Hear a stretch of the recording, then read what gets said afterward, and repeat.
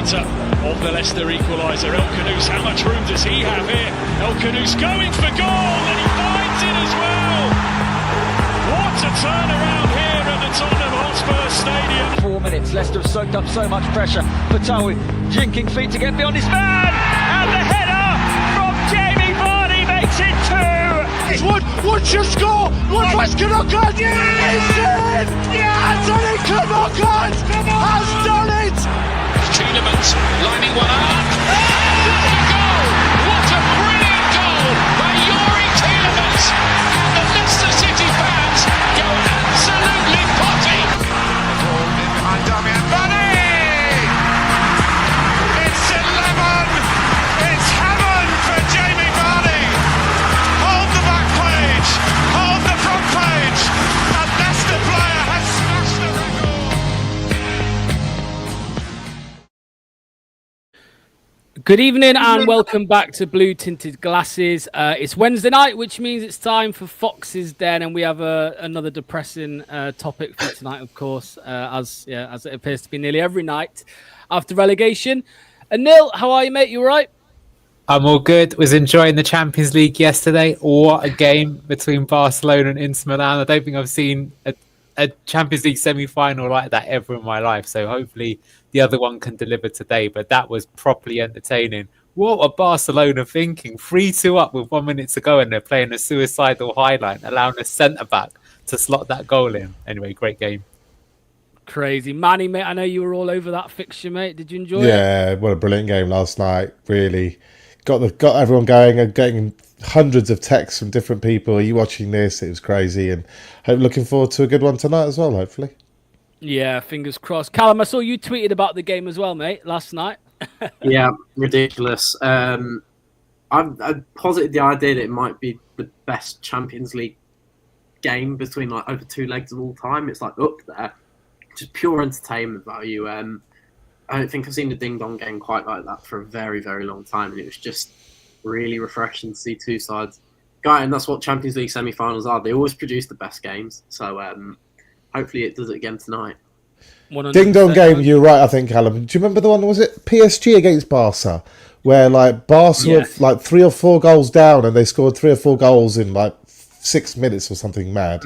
I think in a way this one was kind of better, if you know what I mean, in the sense of like that was just so out ridiculous. Like in the same way when when Bayern Munich dismantled Barcelona and Coutinho scored both. I think just the fact that it wasn't decided until very late on who was going to win. It was just like nobody wanted it to end as well, which was just football, eh? Brilliant boxing match it was, yeah, 100%. So as I said, another depressing topic. Of course, we're talking about Leicester, the future, what we do next, how the club get out of this mess that they're in. We were just reminiscing off stream 9 years to the day since Leicester lifted that Premier League trophy and were serenaded by Andrea Bocelli. But now we look forward to the future. And Anil, I know we've spoken about lots of different things for the last few weeks, mate, but the title of the video is How to Fix Leicester City. What's the first thing that comes to your mind, mate, when I say that to you? How do we fix Leicester? So I think my answer might surprise you, but I think it's really important to me. For me, actually, the thing that they have to fix first and foremost is they need to start communicating to the fans again and show us some respect. Like, actually, I think, of course, everyone wants to see their club be successful. But in my life, I've seen Leicester in League One. I've seen this in the Championship, seen this in the Premier League. You'll support your club through thick and thin, right? That's the choice you make when you're a supporter for a team. But what I feel has happened, certainly in the last 5 years, is that we are not treated as fans anymore. We're treated as a commodity, right? This is not a club anymore. It's a business. And you're being treated just as a number. And look at it, right? So since we've been relegated, has there been any statements about what's happened? Any apologies from the board? Directors weren't even at the last game. Ruud van Nistelrooy, any chance he's going to be staying? Anyone know? Who would you even go to if you had the question? What's the philosophy of the club? What's the strategy? What's our budget looking like? Do you remember those stadium expansion plans? Anyone heard anything about that? Nope. What's the FFP situation like? Anyone know? No.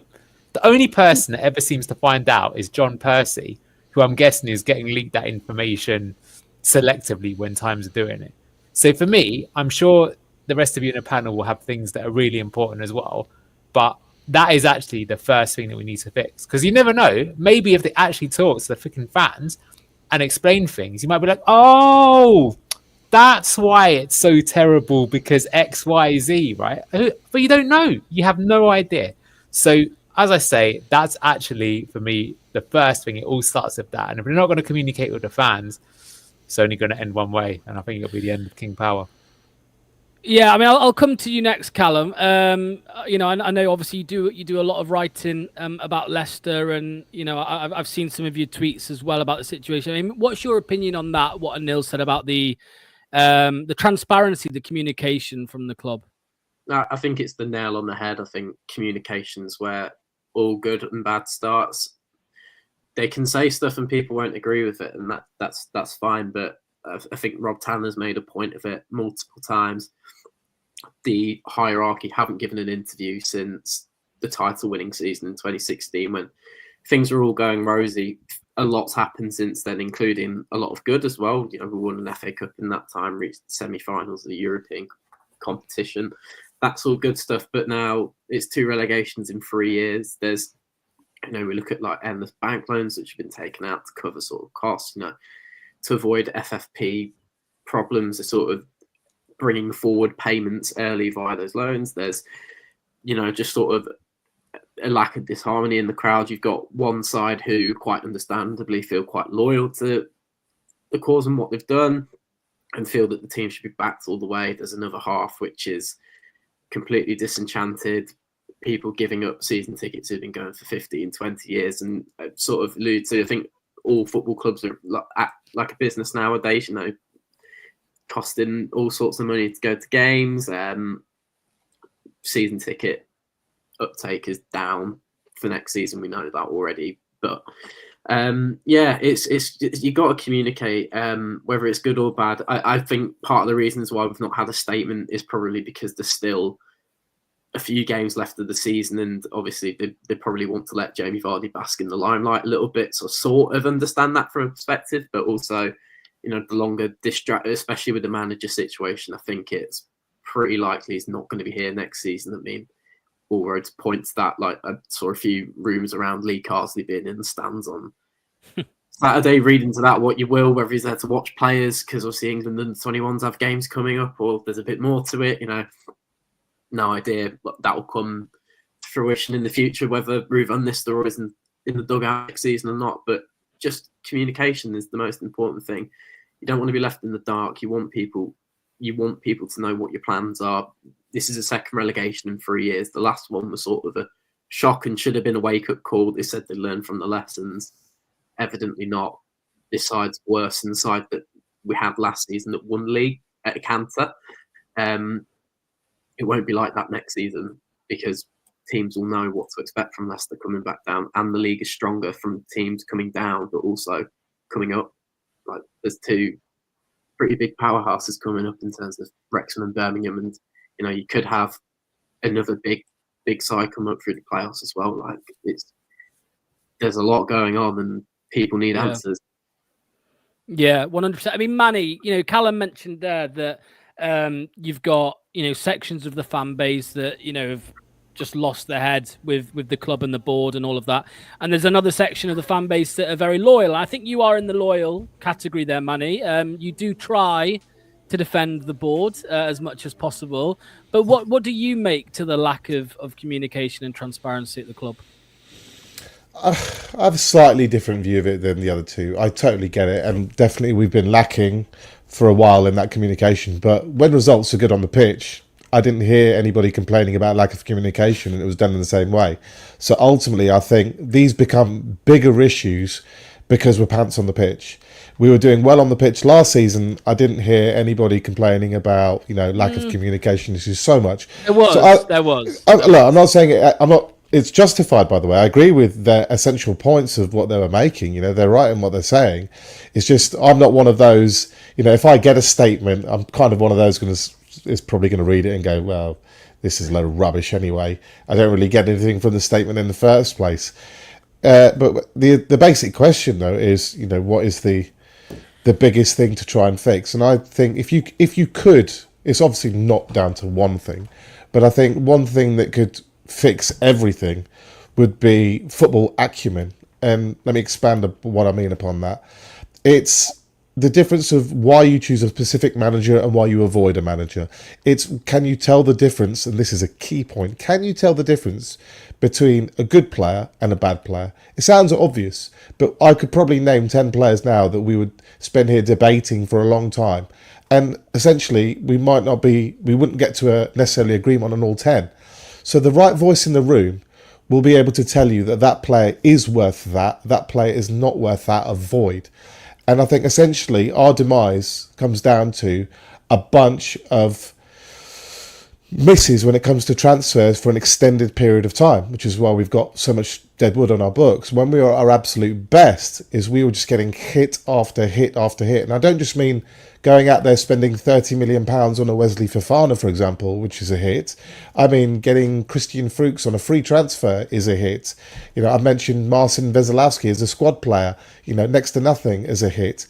So if you can keep getting those hits and building that squad full of actually good players with the right attitude, with the right work ethic, who are happy to live within half an hour of the ground, things like that, then the style, all of these other issues as kind of go in the background because we're too busy enjoying what's going on the pitch. The problem right now is it sucks so much on the pitch, so really looking with a magnifying glass at all the things off the pitch. And there's more than what I said, but I think it can be as simple as if you had one person who had a really good overview and understanding of football itself. A lot of the time we've looked for third parties to give us advice. Help us find a manager. Why would we find that manager? We're looking for the manager himself to be more than a manager. Nigel Pearson built an infrastructure. Brendan wanted an infrastructure. Claude Puel tried to sort out the infrastructure part of it. Enzo was brought in to reset the infrastructure, and he had a few comments about some of the off-field stuff. So I think a lot of the time the board and are looking for our manager to come in and you show us the way. And what it should be is, we know the way, this is our way, can you follow us along this path? And I think a lot of that comes down to, these guys are professional people, of course, but who is watching hundreds of matches from all over Europe every week? Who's going through all these levels of detail? And when we come back to communication, I would love to know more about the actual footballing decisions, how they are made. Yeah, Nils, sorry. Identity is something that we keep talking about all the time, and we feel like Leicester did once have an identity, and that seems to be in the bin right now. There seems to be a type of identity crisis, I suppose, at the football club. It feels like the club doesn't know what direction to go in, and that needs to be sorted out probably the first thing before anything else. Yeah, well, I agree with what Manny said there. I think the identity and all that does come from, we speak about like a director of football, but I think it needs more than that. I think from the infrastructure side, the issue is, even though King Power have had a lot of success with Leicester, they've never actually had proper football people there who have like a good understanding of it. Now, it remains to be seen if it works or it doesn't. But for example, you look at Man United and they hired Omar Baradi, who's the CEO of Manchester City, right, who's oversaw their successful thing. They've brought in a lot of people trying to get from that sort of side. So the thing is that, yeah, as Manny says, is that they're always looking externally for advice, and they've gotten away with it so far. But I think that's now why we're facing all these problems, because basically the footballing unit is just not run well at all. I don't see where the joined up thinking is. I don't even think there is a collection of people there who even have what that joined up thinking is. Like, who's putting that plan together? Who's thinking about the next 20 years of Leicester City? Where's it going to be 1 year from now, 5 years from now, 10 years from now? I don't know, maybe it does exist if they communicate. Maybe we'd learn about that. Go back to my previous point. But I don't believe it. I think they need to get those kind of people in. And if they had that, then you would see kind of continuity, which is what we're not seeing, right? So that's why we keep flip-flopping around, where one season we're playing possession football, then we're playing, what is it, hardened, physical football, but we're not, with some trying to play out from the back as well. The managers don't make any sense. Then we do get rid of a manager. The next one isn't appointed right away. It's just not working well. How is the scouting being done? What is the age profile? I think that's more than one person. I think that's multiple people that are needed, and people to understand how each of, that's like a really good thing here where Richard's player. They need a development plan. Brighton have one, so it can be done. But I think you need people with experience to at least set that in motion, and then some other people to run it. I think, to be fair, there does seem to be some evidence of some aspects working correctly. Like, as we say, now the academy does seem to be producing more talents for the first team than it had done previously, although you could say that's because the standard of the team slipped. Like, is it that Luke Thomas got good all of a sudden, or is it because the team dropped to the level where Luke Thomas is now in position to be a starting player for Leicester City? So I think we need multiple people there, and then that would potentially give us the identity. But what I'm saying is that the person who sets all that up maybe doesn't need to have the plan for the identity, but they need to be aware of the fact they need to hire someone who will be in charge of that and can put it in there. And we don't even have that right now. And it just concerns me that I think we've said this all along, that basically the plan is they want to hire a manager that will do that for them. That's why they've looked at people like Brendan, even Van Nistelrooy to some degrees, because they were impressed with the fact that he was able to bring youth talent from the youth academy and PSV and get them into the first team. So they want someone to kind of handle that. But actually at a real club, you'd already have different people looking after that. And the director of football has got a 10-year plan. So it just seems all over the place at Leicester right now. And they need to get some people in who can fix that. I mean, Callum, this is Brighton. Everyone talks about them. Everyone brings them up now. And, it was only, 5 years ago that clubs and people in football looked at Leicester and said, that's how a club should be run. And now it just feels like we've been leapfrogged by these teams. Brentford as well. There's another one for you. Do you think that the club maybe have just failed to adapt? They've failed to modernise? I think that's a great way to put it. Manny and Anil have both made great points about, you look at 10 years ago, what was central to the title win was all the cogs, not just Ranieri. It was Shakespeare, it was Steve Walsh, it was, and then adapting onto that, they had Masia, who came in as a scout. They had sort of different cogs ready to go. And I think just as football has advanced, it's almost like we've not ran with the updates. It's like, the way I can describe it is like your laptop's telling you to update to the latest one, but you just keep pressing remind me tomorrow or whatever like that. So like, it's just going on that point. But football always evolves, and what worked 10 years ago doesn't work now necessarily. And I don't think it's even as simple as, well, look, Brighton are doing really well, so let's just follow Brighton. It doesn't work like that, because all clubs work differently. All clubs work to varying degrees of success. Like Brentford, really successful. They're completely different to Brighton. Like, they have a whole different structure in place, a whole different system. And that works for them in the same way that what Brighton does works for them as well. There's bits you can cherry pick from it. There's bits that you can take on board. But ultimately, Leicester need to decide what they want to be. You look at the last 6 managers alone. Do you want to be a pragmatic, defensive, counter-attacking style? Then if you sack Steve Cooper, but you believe in that philosophy, you go out and get someone like a Sean Dyche. If you want to play a bit more expansive front foot football, all right, then we look at what worked. Brendan Rodgers worked quite well. Enzo Maresca worked quite well. You go for that sort of mold. None of it sort of makes sense to go from sort of like an Enzo Maresca. I almost stand by the point that had they appointed Ruud van Nistelrooy in the summer when Maresca left, it might have been different, because he'd have brought his own players in. He would have had time to mould this team. And I think, there's a lot of players that have been here for a long time as well. Leicester need to decide what they want to be. And look, relegation's awful. Nobody wants to be relegated. Everyone wants the financial rewards of Premier League football. But you really, really do hope that this is like the rocket almost. There's like, now's a chance to sort of reshape the whole thing on and off the pitch. This could be, unfortunately, it might be a thing where we don't get promoted straight away, but there's a chance to bed in a whole new squad. Jamie Vardy's going, he's the last. It's horrible. Nobody wanted it to end this way, but it's sort of almost had to end to start again. This is, we've now got a plethora of brilliant young players coming through. And, I personally am quite excited by the fact that next season I'm going to be cheering on players like Ben Nelson, Will Alves, players that are from Leicester, players that get the club. That will be sprinkled in with some extra players. There's going to be a lot of players that move on. I don't think it's going to be quite as simple as, selling players, because a lot of these players are on high wages and ultimately they've not performed very well. So it's easy said than done. Sadly, it's not like FIFA can't release them all on a free. Like it's not an overnight fix. But I think Leicester first and foremost need to decide what do we want to be? What does the club want to be? Everybody wants to be winning trophies, obviously, but how are we going to do that? How are we going to evolve so we move forward to this time? So once again, we move into the future and people look at us and are envious of us again. But equally, that's not an overnight fix. It's not just a case of sacking people. It works from the top to the bottom. You need people in different areas, different expertise. We've got an amazing training ground with amazing facilities. That's why these young players are coming through. There's a scouting system, which is quite clearly brilliant. But are they listening to these offers? Are they using different tools to get these players?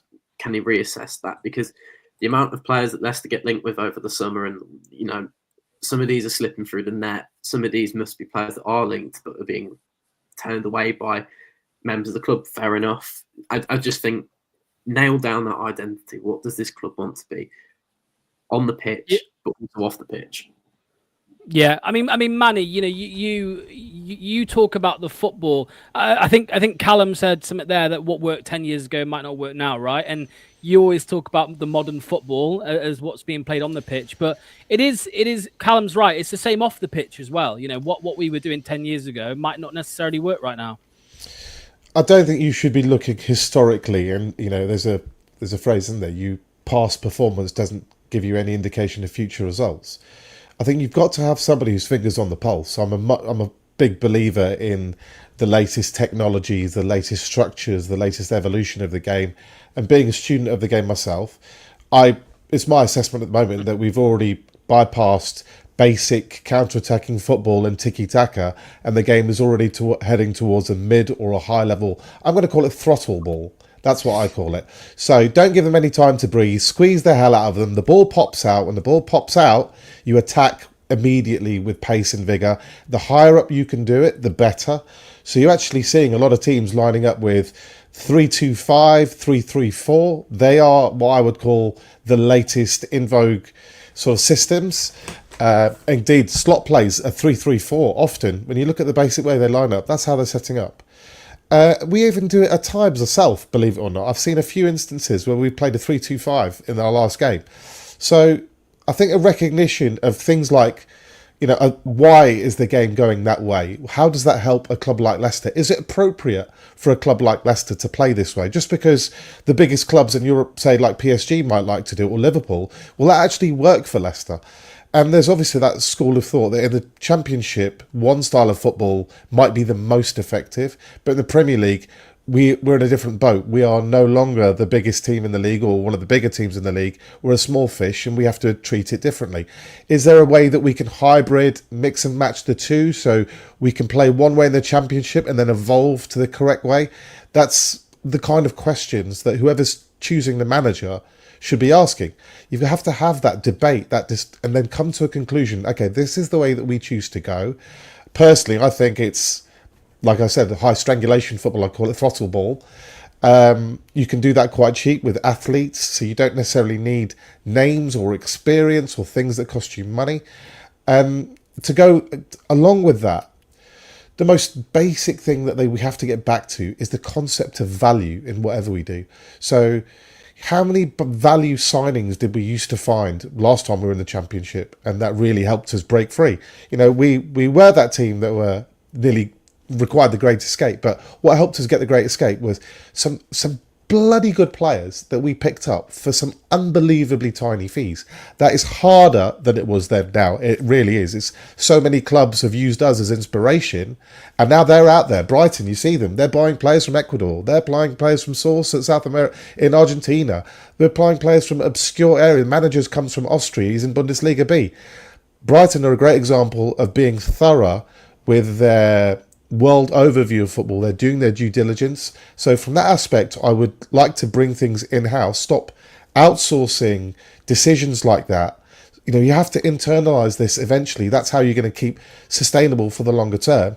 So the board, if they lack that, like I say, that football acumen is what I would call it, then they need to get some people in the room who do understand it. And then from that basis, you can then go about selecting managers and then the appropriate transfers to go with that style. You know, you can't do it the other way around. You can't say, oh, let's just pick a name because we need to pick a name. We did that last summer with Steve Cooper. Pause. Take your time. This is very, very important. Don't be in any rush to get this done by, you know, June the 30th, July the 1st or pre-season. We have to get this one right. So the first question is, what are we trying to achieve on the football pitch? Do we have the tools to do it? Do we have the money to do it? And then becomes the second complete massive on its own debate of getting players out, which is, I think, even more important than getting players in. You've got to get deadwood off the books. We've seen Arsenal, it took them 3 to 5 years. It's going to take United 3 to 5 years. You have to get that deadwood out of the club as hard as it is, even if it means you're taking financial hits on subsidising players' wages so you can loan them away, like Vestergaard, for example. Sorry to go on a bit of a rant already, but Vestergaard's one example. He will do okay in the Championship, but it doesn't help us, in my opinion, because we'd have to change it again when we get promoted. Give somebody else a full season in the Championship where we're likely to be winning a lot of games to develop, and then hopefully when we get promoted, he'll be a much better player for it. If Vestergaard's on, say, 40 grand a week in the Championship, take a 20 grand hit, pay 20 grand of those wages, which is £1 million a year, and let somebody else take him for a season. Just get him off the books, out of the door. And I think if you multiply that with a lot of our players, particularly the older, you know, players who've been a problem. They're a problem because they cost too much. They're a problem because their wages are too much. And in the case of players like Winks and Vestergaard, their attitude stinks. So a lot of things to do, and we haven't got enough time to fix it in one rant, but that's where I'd start. Yeah, I mean, Anil, recruitment is one massive part of all of this. And, you know, we've heard from the likes of John Percy and Rob Tanner recently that, you know, the managers have such a big say in what players do come in the door.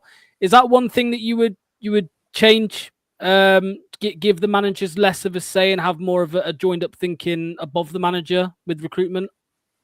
Absolutely. But what's kind of interesting is that, again, this is something where Leicester have flip-flopped all around.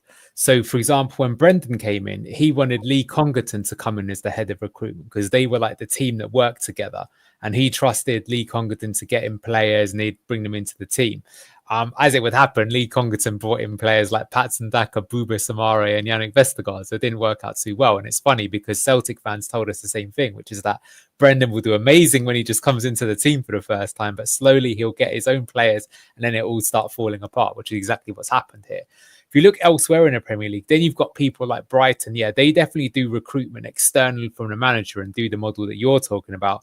They've got a multi-year model. They use their sister club in Belgium to try players, bring them back when they're ready. I think they've got the record of having the most players on loan in English football of any team. So they're always actively looking at them and they're placing them in the right place. That is a really good model.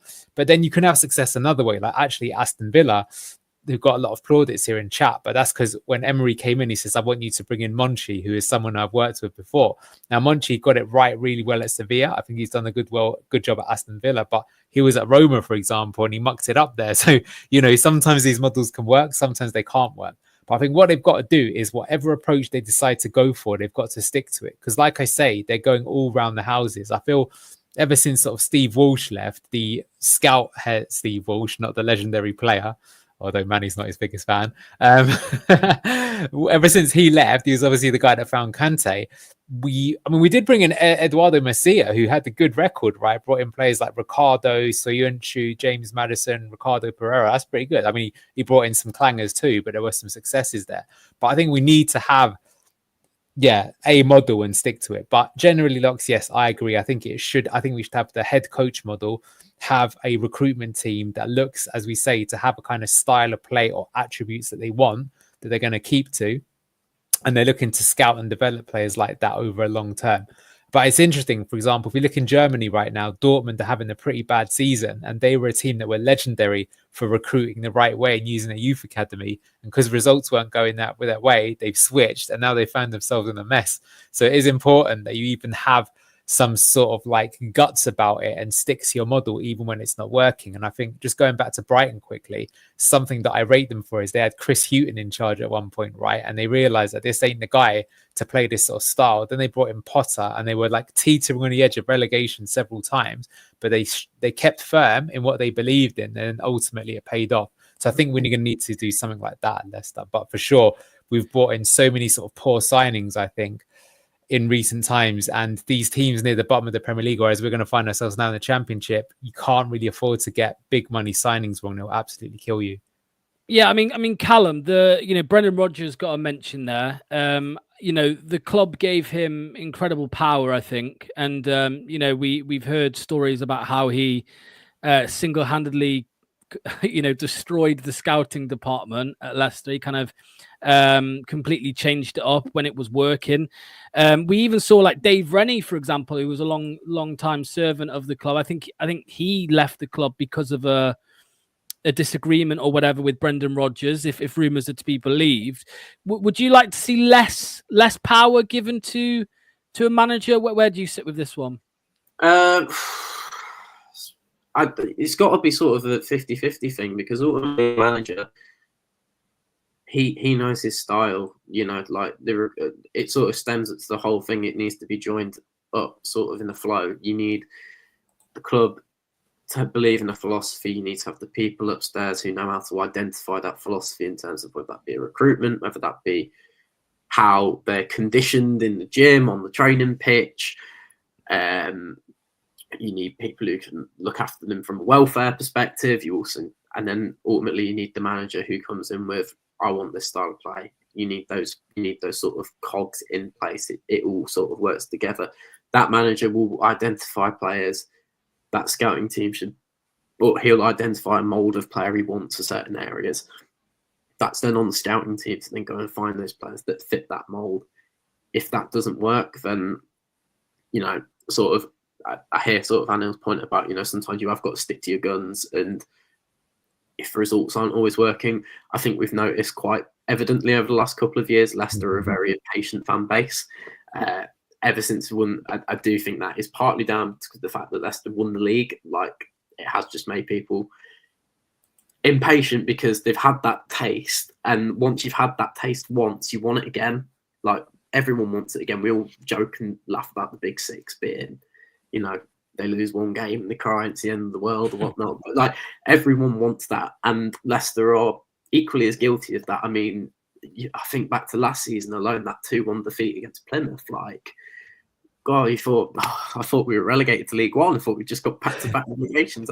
And like, of course, in isolation, that is terrible, and like, you've got to have standards. But I don't think Leicester's fan base right now has the patience to do that. I think it has to be sort of very Enzo Maresca-y, come in, hit the ground running now. I think part of the reason why it was all skewed up was because Maresca unexpectedly departed last summer, but it's not like a sole blame. Like, a lot of things have gone wrong. You need people in all areas to have joined up. Even in the bits where we don't see, you need people with like the welfare who encourage people to move closer. You want people that are going to be willing to come closer. At the time, it worked because Harry Winks was playing good football last season, as was Yannick Vestergaard. They weren't causing trouble last season.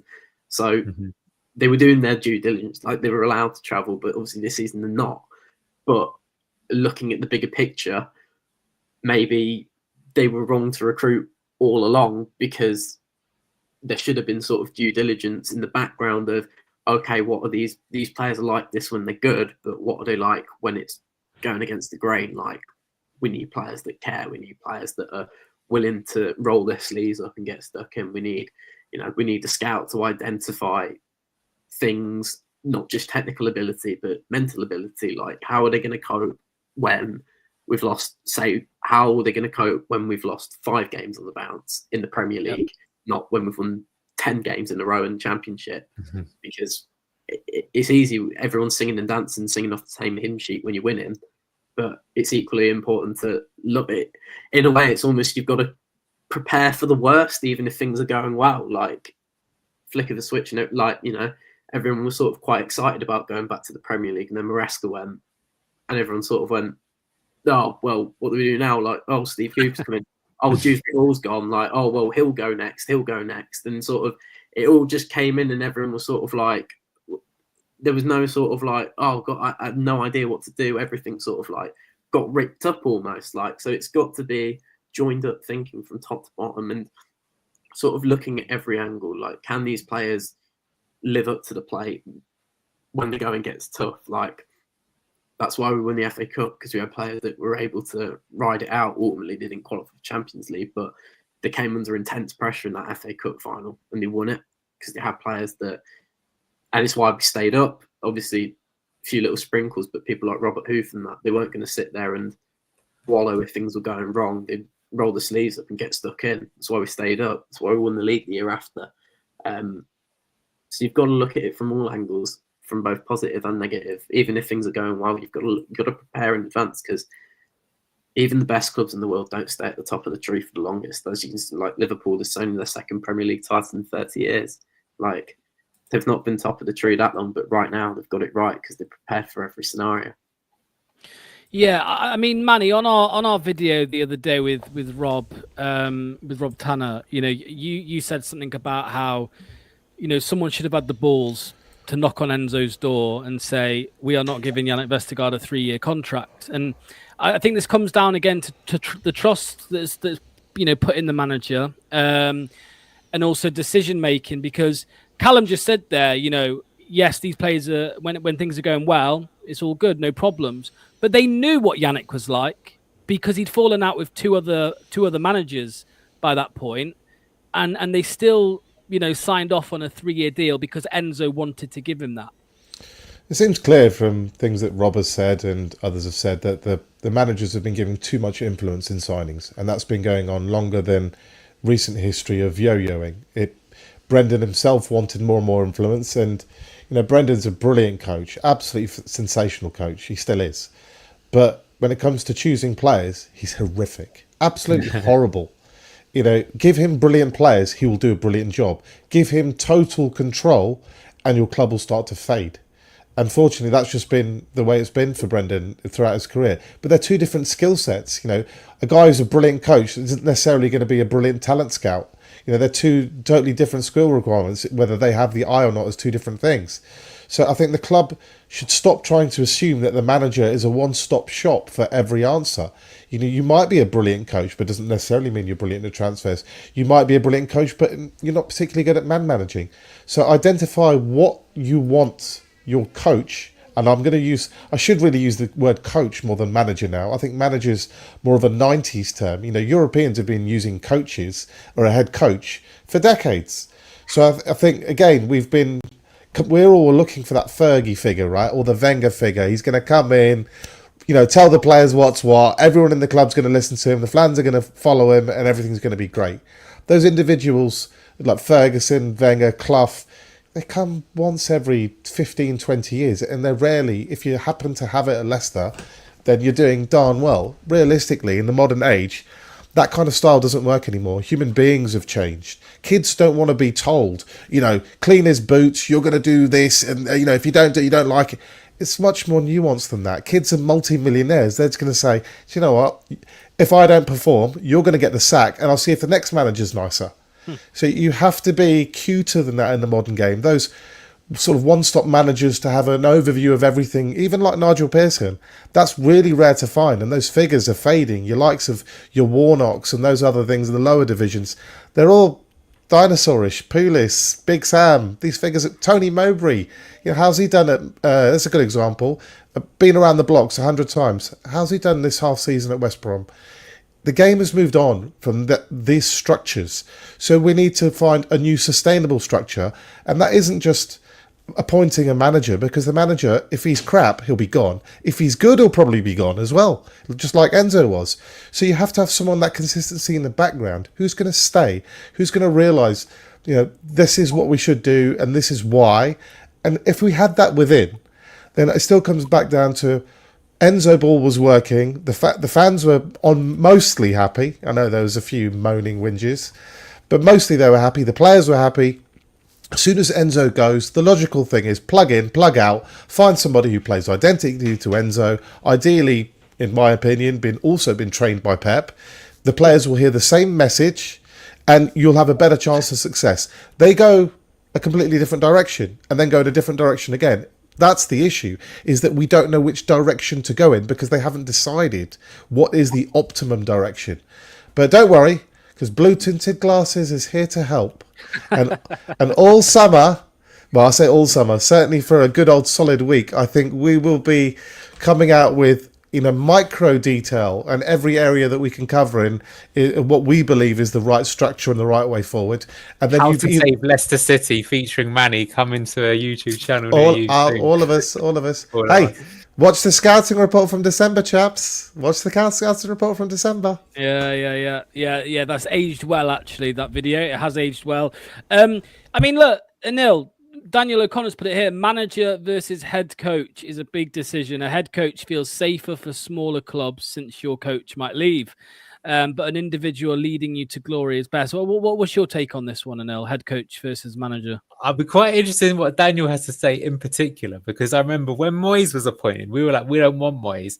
And the Everton fans were pretty bullish on him. But I've seen it of recent times, in my opinion, quite predictably.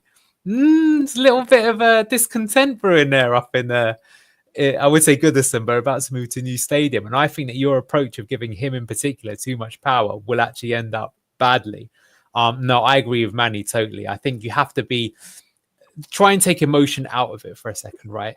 The average life expectancy of a Premier League manager is now down to 16 months, 18 months if you look at the broader climate. So what's the average deal for a player? Probably 3 to 4 years. So realistically, every player you sign is going to be involved with 2 managers minimum, maybe more. So if those simple, realities are true, you have to already look at it. Do you know what? I like what Ray's got to say here. Fast twitch management. That's what we need. We need a director of football who understands that. So I think you have to take it into account that even with Enzo was good. So he was snatched by another team, so that could happen as well. That's actually a good case scenario for you if you want that to happen. So you need to look at it as an employee, which feels a bit harsh, but that's how the game has changed. It's a successful model that's been used by multiple teams around the world. The top teams are doing it right now. You have to have that understanding and just realize that even if a club like Leicester, if a manager's good, they're going to leave and be taken by a bigger, quote unquote, bigger club, and if they're bad, they're going to get fired. And even if they're mediocre, then the fans will probably get pissed off of that manager and you'll have to replace them. Or like Brendan, eventually, even if they've done well, it's difficult to motivate the same group of players. So you just have to take that into account. So for me, no, you've got to move away from that and got to go to the head coach model. I mean, Callum, sticking to the same topic. I remember a few years ago at Tottenham when I think Pochettino signed a new deal and they changed his job title from head coach, I think, to manager. And he was like, "Well, I preferred my old title because I don't have any say on transfers or things like that. I just coach." But what is your take on this specific debate? I suppose head coach versus manager. Which do you think is more suitable for Leicester? I think both have their merits. I mean, I think there's a bit of trepidation and fear of the manager role after sort of the latter half of Brendan Rodgers. It was a very 50-50 split of the first 2 years of what's not were arguably the best Leicester City have played football-wise. Arguably some of the football was phenomenal, albeit, didn't win the Premier League or whatnot, but ripping apart teams like Arsenal, beating Man City 5-2 and sort of just before Man City really, really sort of hit their peak. And then, sort of the latter stage wasn't as good. And then sort of you look at the head coach role under Maresca clearly made players better. He sort of brought new life back into Ricardo Pereira, for example, who, a brilliant player, but had 2 bad injuries and sort of lost his way a bit. He sort of brought him back to life. He sort of gave Wilfred Ndidi a new lease of life as well. So there's sort of, room to say that head coaches do improve players. They don't always improve players, but Brendan Rodgers improved players when he first joined as well. Like both sides of the coin do improve players, but also they don't. It comes down to sort of finding that right person. Like, for example, Brendan Rodgers was manager with Ademola Lookman. I don't think Ademola Lookman would have been going to Atalanta, scoring goals left, right, and centre and becoming a Serie A big hitter if it wasn't for what Brendan Rodgers did with him, and that he wasn't a head coach, he was a manager. It's all about who that person is, who that profile is we're getting in, sort of. I'm going to take him, for example, because he's been linked. Danny Royal, he's a head coach at Sheffield Wednesday. He would probably come in as a head coach here. But then if you were going for someone sort of maybe a bit older, they're probably going to come in as a manager. I think the title is one thing, but I don't think it's sort of like the be all and end all, because they both do things. Obviously, there's things that a head coach will do that a manager doesn't do, and vice versa. But I don't think it's sort of like, sort of like nailing colours to the mast, as such as like, you're a head coach, you're going to do all of this, and you're a manager, you're going to do all of this. Because unlike most clubs at Leicester, the most important role, arguably in modern day football now, is the director of football. Yeah.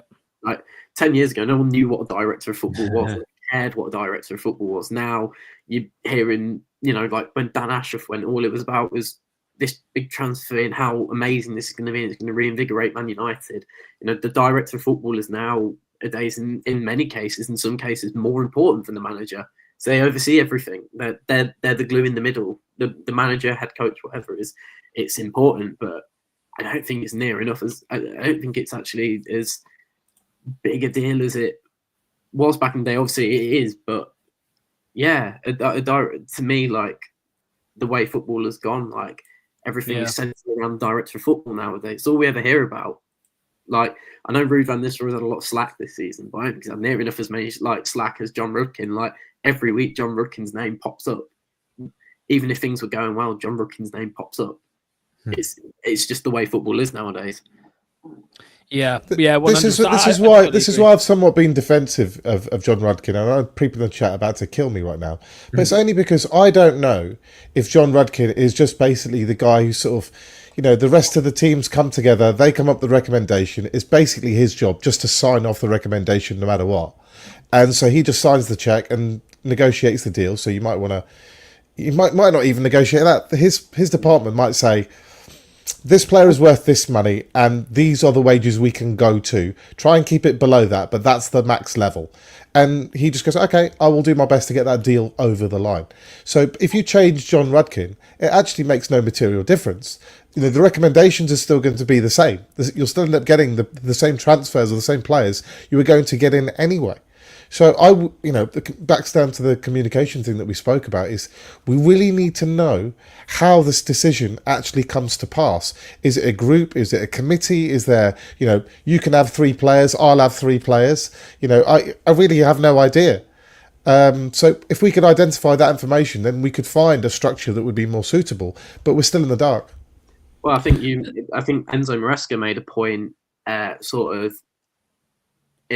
remember when Rob Tanner produced an article about Enzo Maresca and sort of his final days. One of the things he sort of said was it wasn't necessarily a change in director of football. He's like, he needs people around him, because it's not just director of football these days. It's a sporting director, it's a technical director, it's this, and one man doing 4 jobs is impossible. You're spinning too many plates. You can't do anything.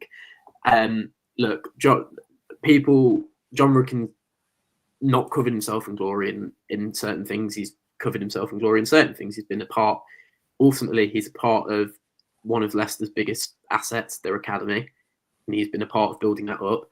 He was ultimately at the club when Leicester won the league, and he was director of football, but also he's been at the club for the lowest point in history, but sort of a real sort of downward spiral. So, but you look back to that 10 years ago, there were people all around him who knew what they were doing as well. There was Steve Walsh, there was Craig Shakespeare, there were people who knew what they were doing in other areas to compensate for the bits that he may have lacked knowledge in. We don't have that anymore. We don't have, all clubs seem to have a technical director. You talked about United earlier with sort of Omar Barada, Jason Wilcox and all this. They all come in and it's not one guy doing one thing anymore. It's all these little jobs. And that also goes back to the whole point of Leicester haven't moved at the times. Every other club has that sort of infrastructure of, and I think you would see a difference if you had people in alongside him, whether it be better or worse, that depends on the people that are hired. Then if the wrong people are hired, the scrutiny goes up, you direct scrutiny to the people higher up, because that's the person who's made the decision.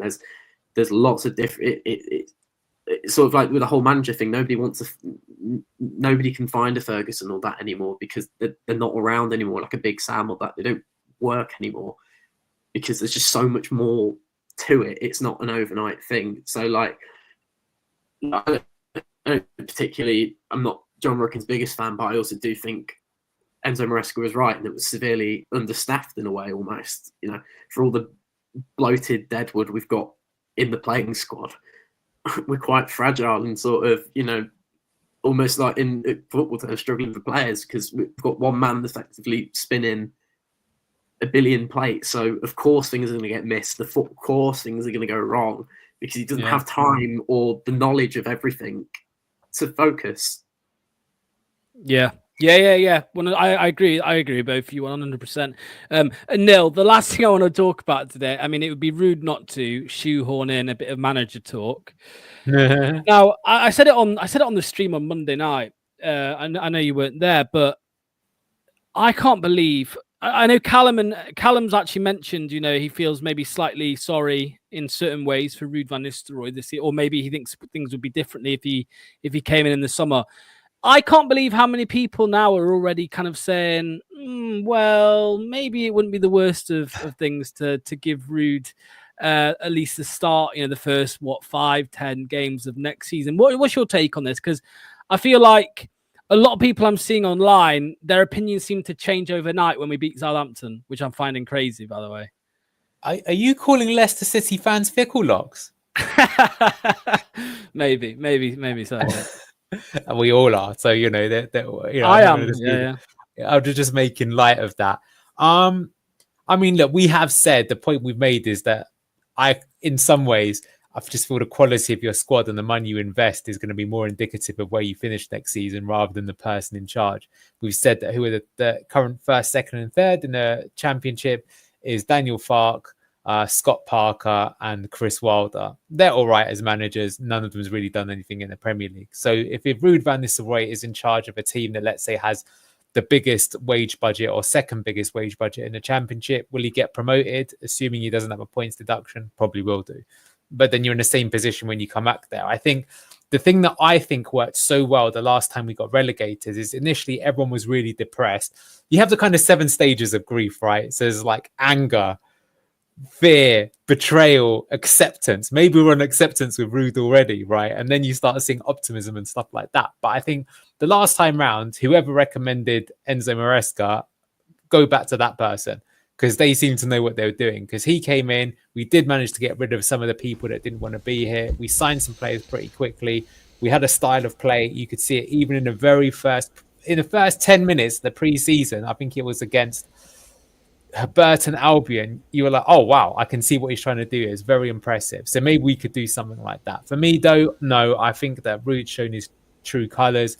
I think if we do keep him, it'll be a mistake. Even if he does well, even if he gets promoted, I don't see it changing when we get back into the Premier League. And I think even though fans are fickle, they'll have a memory. And it's like as soon as he hits a sticky patch, whether that's next season, the season after that, and everyone's going to hit a sticky patch at some point, fans are going to be really against him. Whereas I think this season, even if we'd have made a bad start with Enzo, people have still been like, well, we won us a championship, we played well, made some good signings. Yeah, we did have a bit of a slippery patch in January to March, but we're covered from it. Let's get behind the team. So I think it's really important we get that fresh start.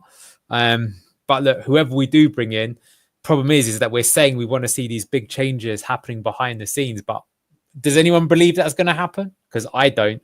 So maybe the next best thing is you do bring in a manager who has worked somewhere and who at least knows what a good setup is. Because I think that was the secret with Enzo, because he'd worked under Pep and also worked at big clubs and been at clubs like Juventus, Seville and stuff like that, and won major honours. He knew what good looks like.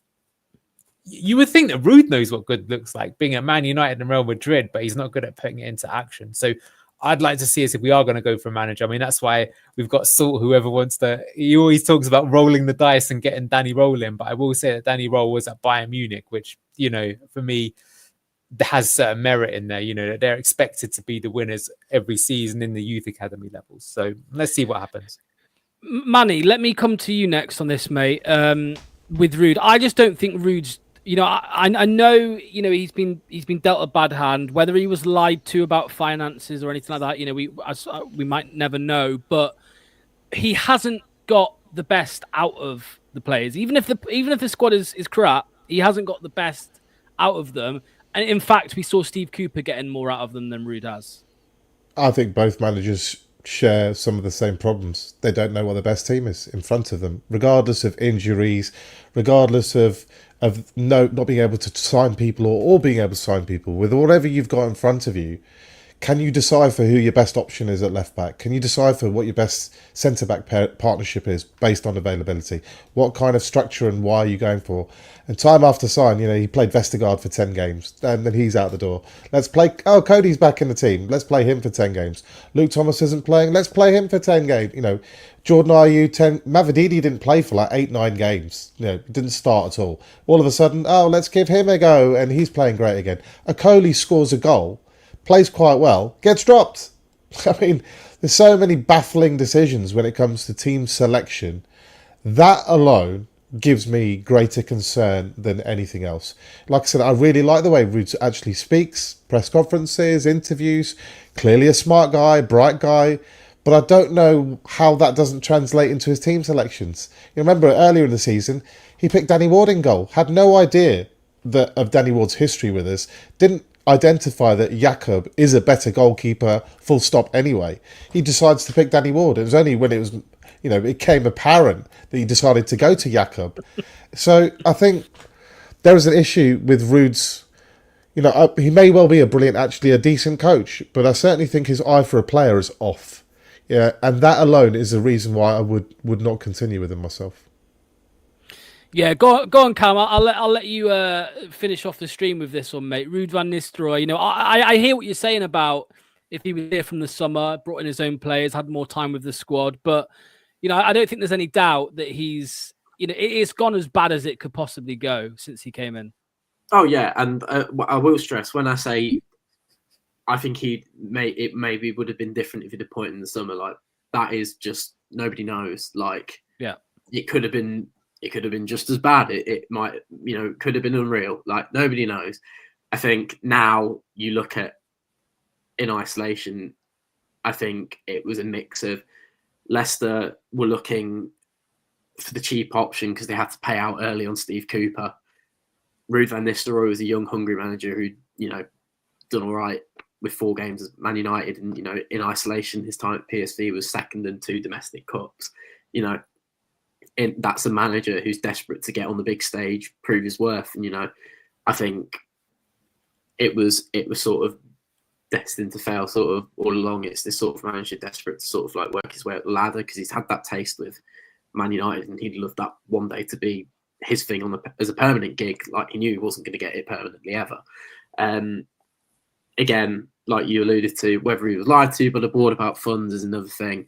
I think really good managers though deal with what they have and they get the best out of someone and they fine tune. Enzo Maresca had players in that squad which he probably didn't want to have, but he still got the best out of most of them. Even like Patson Daka, he managed to get Patson Daka double figures, and I think Patson Daka is probably one of a player that a lot of people will look back on as a why on earth would they buy him sort of thing. But albeit he wasn't banging 20 goals in, but he still got a bit of a tune out of him.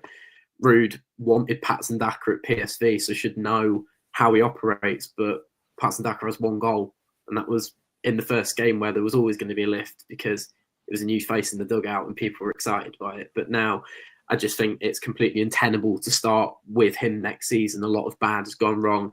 And sort of like both Manny and Anil said, like I think he actually speaks really well, and I think he's not afraid to challenge people because of his authority in the game. I think that's where he's sort of been let down a bit. If I'm one of those players, all of those players have grown up watching Ruud van Nistelrooy play, you'd be like, God, I'd love to like meet him and work with him. You shouldn't want to run through brick walls for him. You should want to do that anyway. But for me, it's just completely untenable to start with him. I think it's got to be a whole strip back, go back to basics, start again. It's a new dawn, new era, you know. Now that needs a new face in the dugout. That needs fresh ideas. That needs fresh players on the pitch. That needs to blend those lads who have come through the academy this year, those ones coming back on loan who are ready, your Ben Nelsons, Will Alves's, and blend them in with a group of players, you know, and know what your best team is going to open third of the season. Enzo Maresca knew against Coventry City last season what his best team was going in. Probably the only change it might have been would have been, you know, everyone always says like Conor Cody injury. Nobody knows. But he knew at that stage, that's my best team. And that team was a core always. You know, Caleb Okoli will probably be here next season. Why is he not playing every week? He played really well against Brighton, picked up a result against Brighton. You know, Luke Thomas will probably be here next week. All right, he's playing a bit more now, but why has he not been playing all season? Jako Stolicic now, he's going to get his run to the end of the season. He'll be playing next season.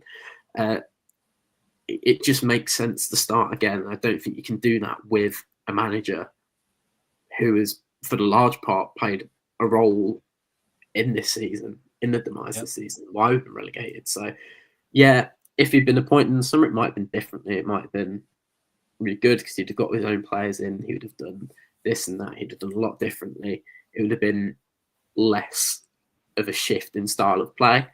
But now it was the wrong appointment at the wrong time. I said at the time they should have gone and got Carlos Corberán. I thought he was the one, really. But again, nobody knows if that would have worked at Leicester. It's doing well at Valencia. It's all different. And it comes back to equally again at the start. Leicester needs to decide what they want to be. It's all hindsight, isn't it? With managers. Yeah, it's like anything, you know. Like I think Jonathan Northcroft the other week on a different podcast said when Leicester won the league, they actually looked at getting Martin O'Neill back before Claudio Ranieri was appointed. Like Martin O'Neill might have won the league with Leicester. He might not have. Nobody knows. That's this thing. It is sort of, you know, it's everyone's putting the chips on red, really. Everyone's putting everything on red, really. So it's a massive decision in the summer. I think what is obvious, though, is that it shouldn't be Ruud van Nistelrooy next season. Yeah. I think we all agree with that. Can you imagine in an alternate universe, Martin O'Neill won the Premier League with Leicester City? Crazy. You never know. You never know. Right, that's the end of the stream. Callum, thanks for coming on, mate. I know you do you do quite a bit of writing. Let people know where they can actually go and find all of that. Yeah, so I currently work for GRV Media as one of their senior sports writers. So you can find me doing a lot of stuff about Leicester now that we're heading into the Football League on EFL Analysis. Some really good stuff there, not just from a Leicester perspective, but if you want to keep up to date with everything about our rivals next season, who we're going to be facing, there'll be a lot of content coming that way, especially to do with the manager and players to go, players to come. So keep your eyes peeled on what will hopefully be a very exciting season next season. Perfect. Anil, Manny, thanks as always. We've got, when we keep saying it, we've got a good few months coming up, or a good few weeks now over the summer to talk about all the exciting bits, the summer festivities, transfers, managers, whatever. Well, I think that's important for us, actually. We've got a little role to play because, you know, I don't want to be one of these that just says, oh, this is wrong, that's wrong, that's wrong, that's wrong. I actually want to go into it in minutiae. Let's go into the real nitty gritty and key. Let's actually try to offer realistic solutions. And I say, let's do some of the, if the club like to outsource some of their work, then we'll assume that we've been given the contract and we'll come up with our recommendations like a good fan channel should do. Yeah, I'll go further than that. I can tell you a few of us already planning behind the scenes to do this is why I suggested this topic, and we'll present it, we'll break it down because I think we need to do it. Like, for example, whoever the new manager is, when they come in, give them the 5 things they need to know about Leicester City before they get going. that'll stop errors like playing Danny Ward in goal, etc., etc. But we're going to look even stronger than that. I agree with Manny. I was something that I want to do, hopefully with Manny, Luke, perhaps with you locks behind the scenes, and do like what we need to do, because I think this is like a real turning point for Leicester. And if we get it wrong, you know, we're not going to be in the Premier League for a long time. Yeah, I totally agree. Right, that's it. Again, thanks to Wendell, thanks to Manny, and thanks to Callum for joining us. Everybody go and enjoy the rest of your evenings and then go and enjoy the Champions League. Any goals yet? Does anybody know? No. A save off the line by the keeper from 5 yards from Declan Rice. I think it's Declan Rice. No, Martinelli. 5 yards out, keep Donnarumma, first of about 9 brilliant saves he's going to make tonight. Well, quickly, switch your TVs, go and watch that. Cheers all. See you soon. Thanks. Bye-bye.